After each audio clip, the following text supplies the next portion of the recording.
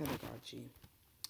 The effects of an individual teacher, early childhood educator, or family worker can outweigh the effects of a particular curricular approach. For this course, we're going to look at the philosophy of education. We're going to really look a little bit at curriculum and pedagogy, of course.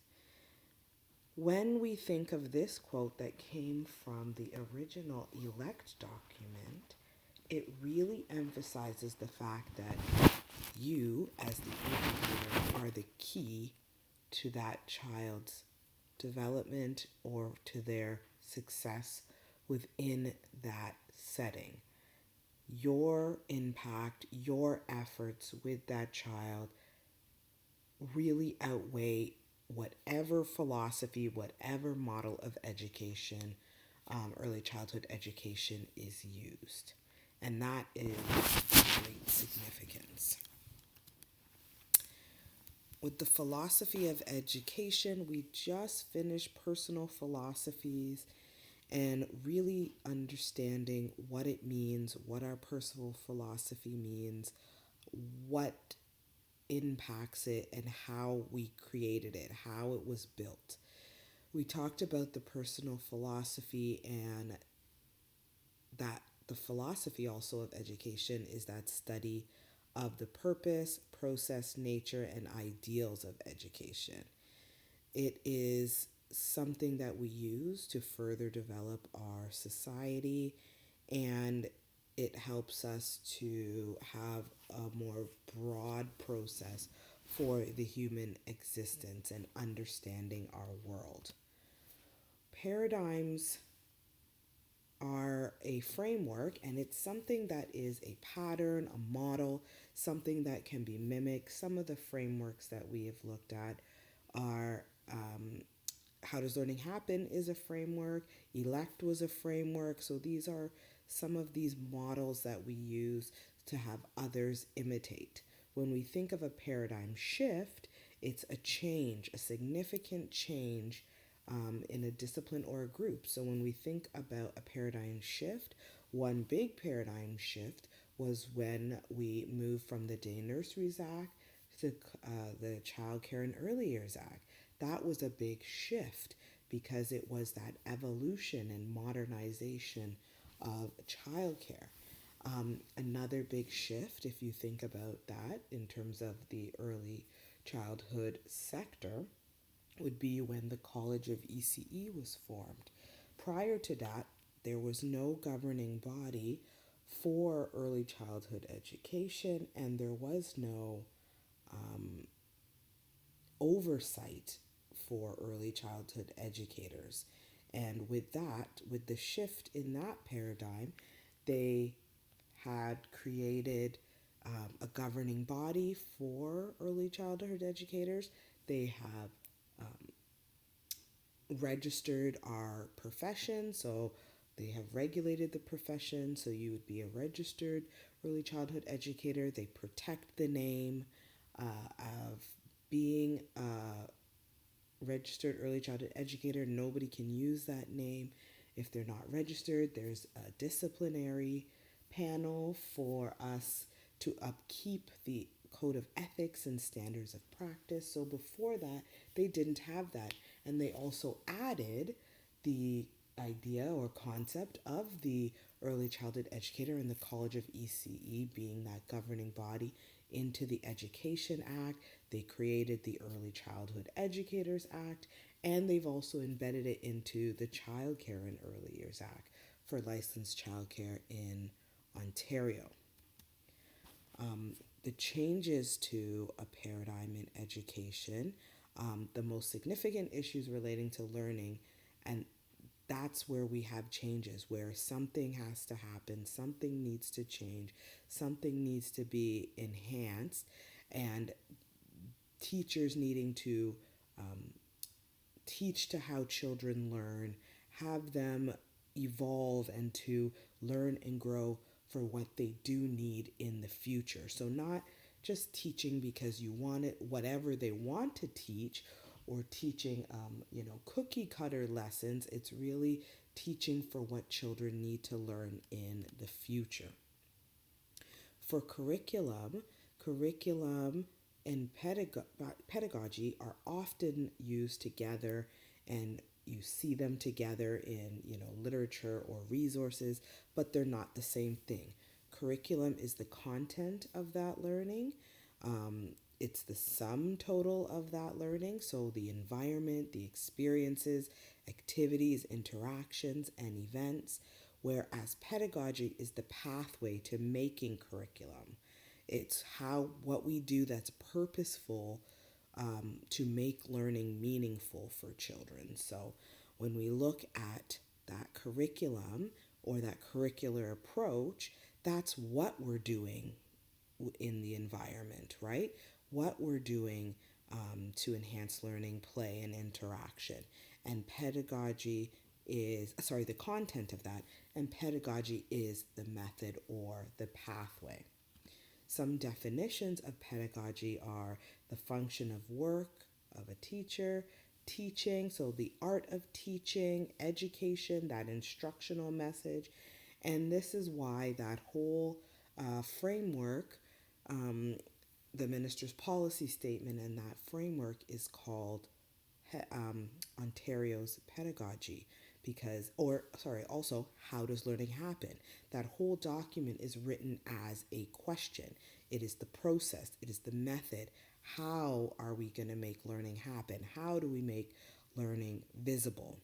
And it's the understanding of how that learning takes place and the philosophy and praxis that we use to support that. So, the theories of child development, those are fundamental and foundational in early childhood education. They also are reflected in legislation and policy and into pedagogical practices. When we look at the pedagogical practices within Ontario and within early childhood, there it is a framework, and it's basically the basic assumptions and the ways that we think. So when we think of the practices of how we are going to make learning happen, or how we are going to teach and the method of teaching, for us in Ontario, it is center based, child center based, inquiry, play based, because we know that play is natural for children. There's an emphasis on the responsive relationships when you talk about it in child development. There's always this information about attachment and how, when children have secure attachments, they are more willing to explore and get more out of their environments. In different theories or humanities concepts or philosophy concepts, the hierarchy of needs is really based on that getting your needs met, so that responsive relationships. And in a variety of other classes, we talk about how those responsive relationships really have an impact on children's brains and learning as well. There's the collaborative inquiry and critical reflection. We've talked about reflecting in practice and reflecting on. So, reflecting while you're doing something, or while you're in an experience, or reflecting after, being very collaborative with inquiries, not only with your team partner and colleagues, but also with, if you're in the infant room, you're collaborating or connecting in some way with the toddler teachers, because you're thinking of that child holistically, and after the infant room, they would be moving up to the toddler room. So you should have some sort of connection with the toddler room. If you're in the toddler room, you should be collaborating with your team partners. So maybe you have a group of 15, so you have three team partners. You should be collaborating with them on a regular basis about the material in the room, about the program planning, about your interactions with parents, about what's working, what's not working, how you're bringing the classroom to the outdoors. These are all the collaborative meetings and team meetings and room meetings that you should be having with fellow educators as part of your pedagogical practice, but then you should also be talking to the preschool program at some point. You should be connecting with them. What are they doing over there? How can you prepare the children that may be moving up there for success in that program? How can you prepare their parents for the difference? Because there are differences, right? There are differences from the infant room. There's more documentation as it relates to feeding and eating and diapering and things like that. And the daily kind of what they're doing all day. So preparing the parents for that as well. When they go to the from the toddler room to the preschool room, it is another change as well. Maybe from the infant to toddler, they're now not going to be in cribs, they're going to be in cots. That's a big difference.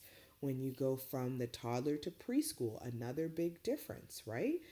With what documentation you have for them in terms of eating and toileting and rest and all those things. The group sizes are bigger. So these are the types of things that you would have these collaborative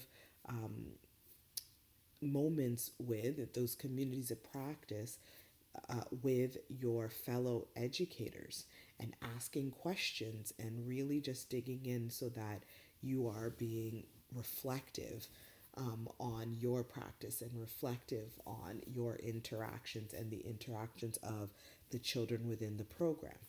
There are many reasons and many purposes for early childhood education, health and well being, that social capital, non parental care, so children getting used to that, non parental care, because that's what we'll see in school, support with parenting, play. There are lots of different purposes and benefits of early childhood education, and they do all intertwine. It is a holistic approach and a holistic view to support children and families, and we have come to realize as a society that it is essential.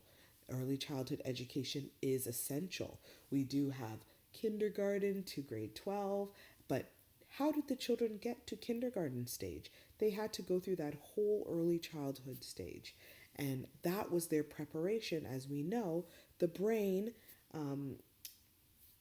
changes and is prepared, and it is the children learn a lot and they take it with them after up to and after the age of 5, right? So we are in a significant sensitive period within their development that's going to bring them forward later on in life.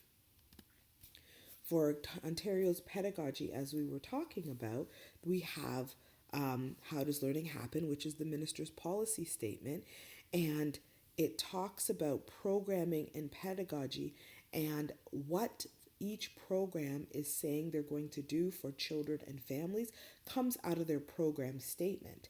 They have to be very prescriptive in that program statement, and they do have to explain what they're going to do to support children and families to continuously improve their program. What are they going to do to make sure that they're meeting the developmental needs of the children, that they're getting varied interactions indoor and outdoor, that they're using meaningful materials. Every program has to describe how they're going to do this. And to me, this used to be called the philosophy statement, or sorry, it used to be called the mission statement. And every program used to have basically one sentence, one paragraph of that childcare center or that program's mission. What are you here for? Why are you here? So that's evolved into the program statement that is more detailed, has more to do with health, safety, and well being, as well as learning and development.